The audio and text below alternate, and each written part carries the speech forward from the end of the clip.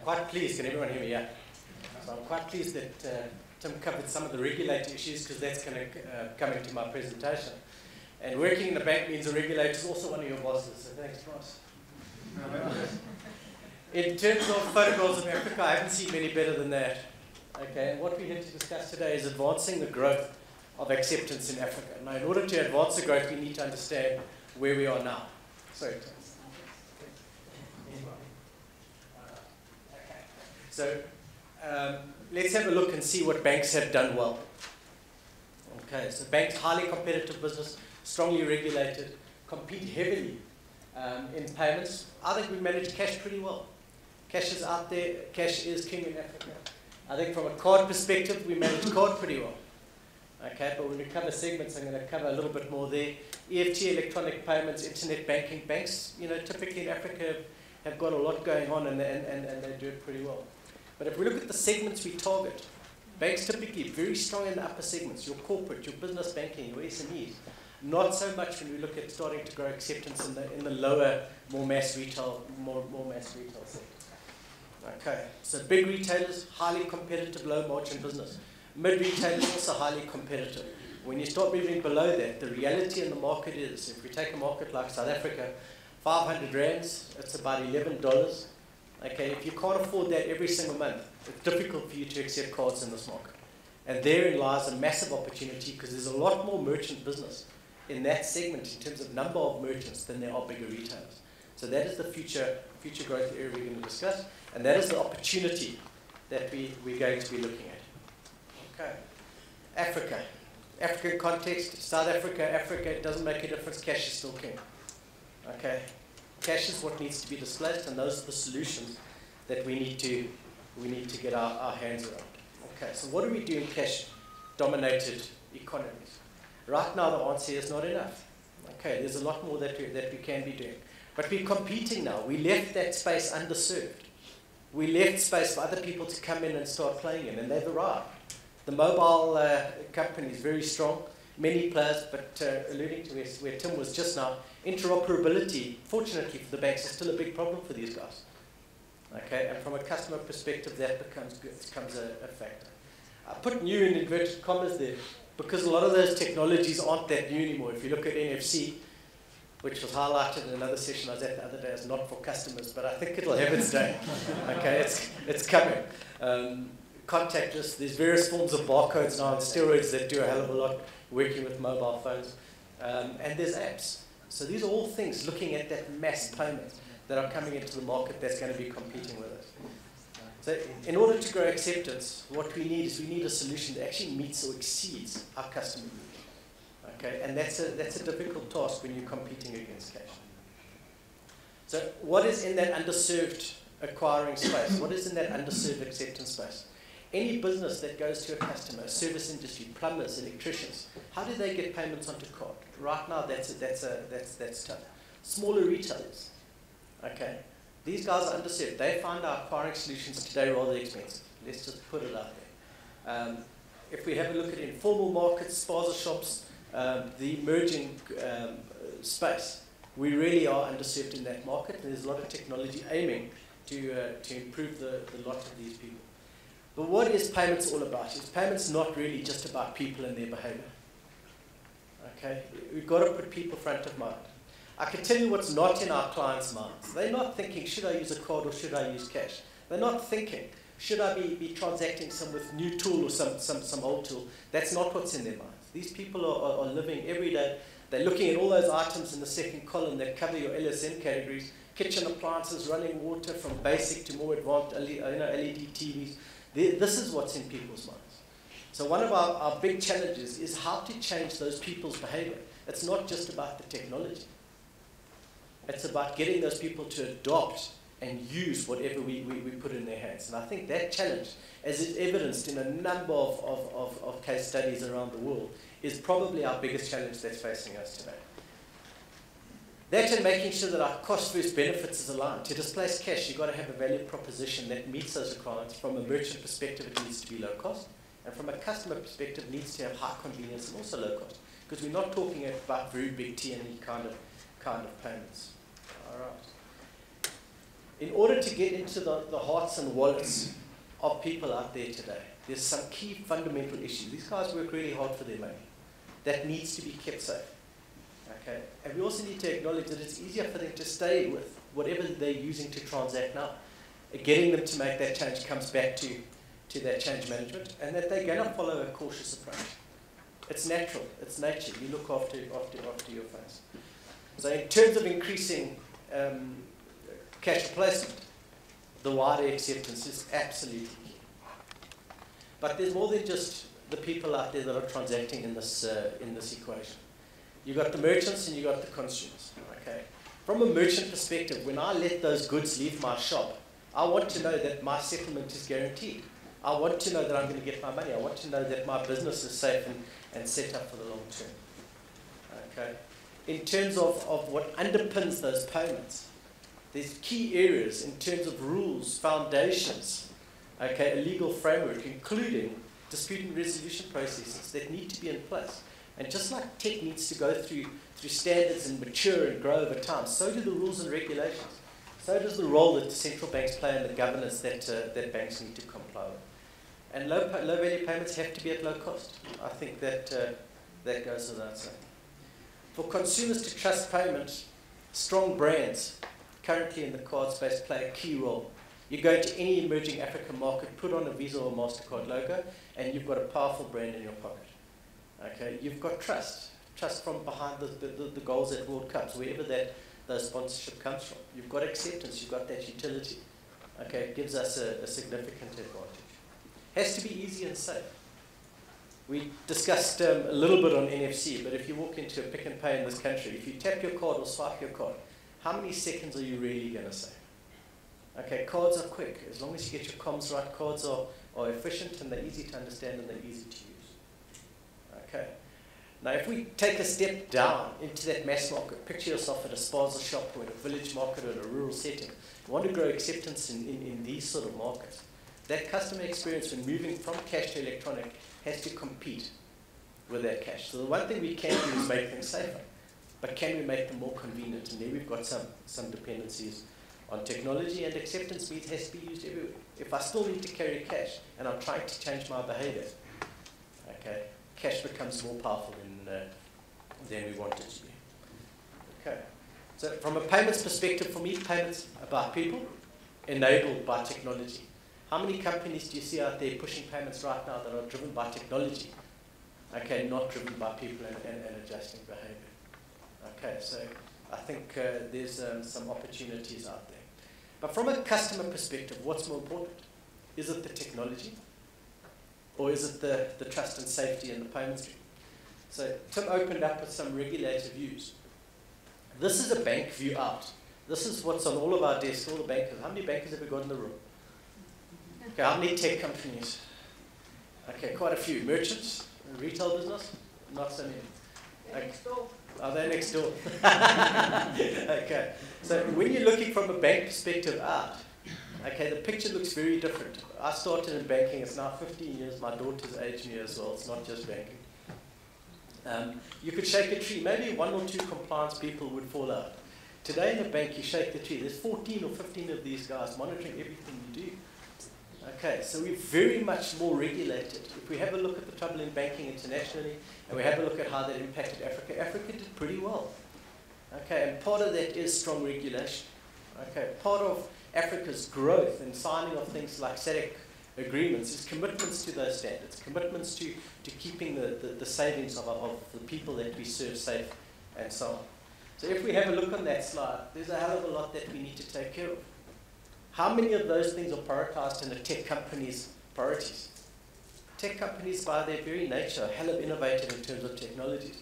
From a bank perspective, we have to cover regulation, we have to cover compliance, we have to look after our capital adequacy ratios, there's risk management, there's security and fraud protection, the list goes on, consumer protection, identity, privacy, ethics, sustainability. We now even have green agendas we sign off. Every time we sign a big mining deal, we buy trees in Kenya. Okay, that's what banking's all about now. So things are changing. If you have a look at what came out of the World Economic Forum in 2011, cyber security issues are now a bigger risk to the world than attacks from the likes of Al-Qaeda. Okay, so cybersecurity is massive. Banks, regulators, we all have a responsibility in this space. But technology, while it's innovating in payments, has helped the banks tremendously, especially when it comes to managing these factors. There's a hell of a lot of data there. There's a hell of a lot of controls, fraud protection, okay, reporting efficiencies and compliance that is easier now for us to automate it and to operate with. Okay, so who are the new entrants? All right, and I'm going to have a look at this from an Africa context perspective. Okay, you've got your network operators, you've got your social networking companies, your big internet companies. All these guys have got massive networks of people, and adding a payment between people that are engaged in their networks is an opportunity that they're all heading towards. Okay, it's big. These are competitors with deep pockets. But when it comes to technology providers, who would you trust with your money? Okay, the guys that focus on compliance and keeping you safe, or the propeller heads that develop all these new things. Okay, so there's always going to be questions over standards, compliance, and so on. I think South Africa's got a fantastic example of where a technology company that's a very advanced, very astute technology company recently partnered with a bank. Okay, so who would have thought that 2 years ago, Grindrod Bank, who had about 12 cards, would now be the biggest issuer in this country of plastics with an association brand? But that's what's happened. They've taken the technology, they've married it to the banking and compliance and risk management, and they've now got more cards out there than even our biggest banks in South Africa. So there's strategies going to come into play. From our perspective, tech is the easy part. Establishing clearing and payment rules, getting all the issuers, all the acquirers to agree on how to process transactions, clear and settle between banks. That's tough. That's a very, very, very big challenge. Okay, compliance, interoperability, the setting of those standards, dispute query resolution, and then growing the acceptance. Once you've done all that, to get enough merchants on your books so that this payment can compete with cash, growing that acceptance, big challenges that banks face now. So, who are the trust factors? Okay, who holds the funds? Okay, the regulator approvals. Okay, and the legal framework on which we need to operate. All right, Africa payments. If you have a look, and I don't know how much research you guys are doing on the net, you see some really sexy stuff coming out of the USA. I can walk into a coffee shop, they kind of know my order, I don't even have to pay, they recognize you, the coffee comes on the table. But how relevant is that in our markets? How relevant is that in terms of what we're doing now? Okay, I see a few heads shaking. Okay. These guys, what they're doing is they're focusing on mass payments. How do you pay for your parking electronically? How do you avoid change? Bus, train tickets, fast food, coffee, those sorts of things. For me, Africa's more about primary bank accounts. If we go to a country like Malawi, you've got 8% of the guys banked. 8%. That means we are underserving 92% of that market. Okay, it's not the only one. Okay, have a look at Africa. That primary bank that Tim alluded to earlier is a big opportunity, and it's a responsibility. You can't come to a conference without the regulator putting pressure on you for financial inclusion. Okay, it's part of every engagement we have with regulators in all the countries. If we look at what's working, and what's interesting here for me is more about the business model of Square than it is about the transactions and payment processing of Square. Square USA, telephone calls are free, every transaction's online. They've got away with murder in terms of their fraud and chargeback numbers for a very, very long time. Okay, Square took a mobile phone, put a plug into the phone jack, and was able to transact with magstripe payments. Okay, volumes grew, merchants self-registered, the devices were cheap and cheerful, and this business grew. Now, Pravin's never going to release those numbers, and he's up next. Okay, but there's huge losses there in terms of fraud and chargebacks and other complexities in that business. But let's not disregard what they've done. The step to take a cell phone and use it as the comms and attach something on which you can create a card transaction is a massive step. Okay, there's a lot of good. The fact that they can service merchants at a lower level who self-register, not expensive people driving around in nice cars to sign up merchant agreements and so on. So smartphone-based communications, absolutely key to serving that undersegment. Yes, if you go into these countries, transacting with USSD and communicating with USSD is much bigger than anything that's small. But have a look at who's got the money. They've got smartphones. Phones are a status symbol. The guys in markets have the ability, if they want to accept cards and tourist cash or even local cash, to enable those strategies. So at Nedbank, what we've got now, and we're running a pilot, and I'm sure some of you have seen the press releases, is we've got what we call the pocket POS. Okay, Previn's likely to call it MPOS, mobile POS. And with pocket POS, you've got a device links up to a cell phone. Okay, you swipe your card and you put in your PIN on the device, so it's not like Square. It's PIN secure EMV transactions communicated through a cell phone, and you can do those transactions. You know, in Africa, cell phone signals, we don't have that horrible legacy of landlines and things slowing us down. Mobile's massive. Embrace mobile, grow acceptance. Those two are, they're a marriage that's not going to be separated. Okay, and that as long as you operate with PIN, okay, will be a very, very secure channel. Okay. The other thing that banks are now being forced to do is acknowledge that 500 Rand a month from a South African context, or $50, $52 if you look further north, minimum payment every month to be able to accept cards is too high. Okay, if we don't fill that space, technology companies, MNOs, other companies will fill that space for us. So it's embracing some of this. Okay, that's going to take care of those plumbers, going to take care of those spaza shop owners, and advance the acceptance of payment and make it wider, and hopefully we're going to be taking more volume away from cash. All right, and I think Previn will continue a little bit with some more detail on MPOS. It's really big with the associations right now. So just like technology needs to iron out wrinkles and settle down, so do regulations. So from a regulator perspective, these things need to be tested. SADC's going to be interesting. We know what happened with the Eurozone.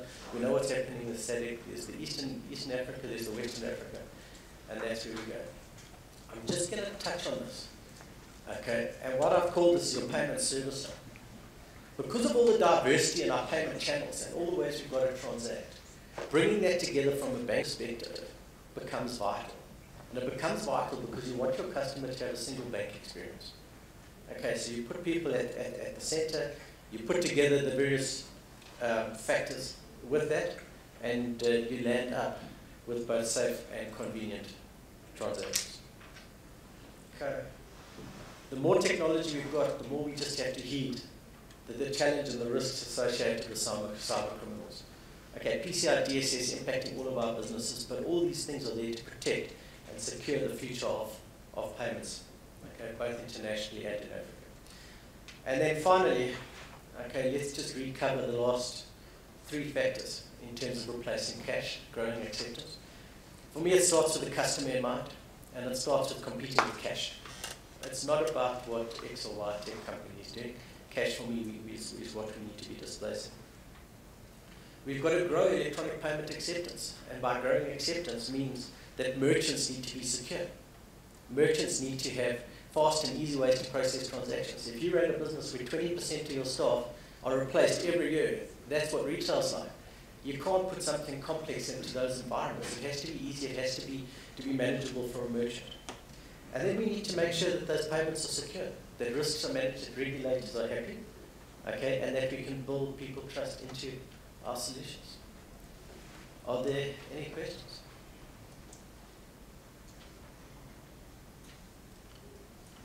All right, thank you very much. Yes.